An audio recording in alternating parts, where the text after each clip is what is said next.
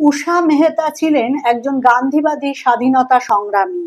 তাকে কংগ্রেস রেডিও সংগঠিত করার জন্য স্মরণ করা হয়।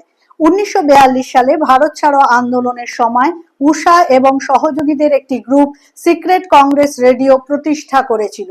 এটি একটি গোপন রেডিও স্টেশন যা ব্রিটিশ নিয়ন্ত্রিত ভারত সরকার কর্তৃক নিষিদ্ধ সেন্সরবিহীন সংবাদ এবং তথ্য প্রচারে গুরুত্বপূর্ণ ভূমিকা পালন করেছিল। রেডিও সম্প্রচারে গান্ধী এবং অন্যান্য বিশিষ্ট নেতাদের বার্তাও অন্তর্ভুক্ত ছিল। শনাক্তকরণ এড়াতে রেডিও স্টেশনটি ঘন ঘন অবস্থান পরিবর্তন করত। তবু উষা মেহতা গ্রেপ্তার হন এবং 4 বছরের কারাদণ্ড দেওয়া হয়।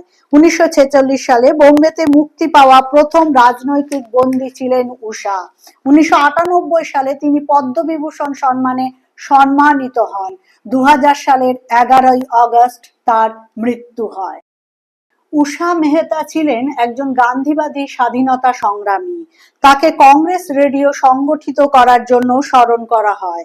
1942 সালে ভারত ছাড়ো আন্দোলনের সময় উষা এবং সহযোগীদের একটি গ্রুপ সিক্রেট কংগ্রেস রেডিও প্রতিষ্ঠা করেছিল।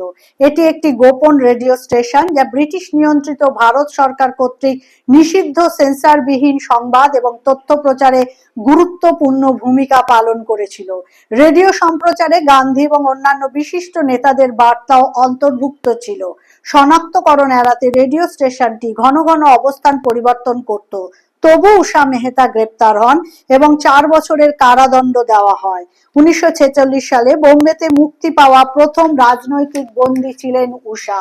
1998 সালে তিনি পদ্মবিভূষণ সম্মানে সম্মানিত হন।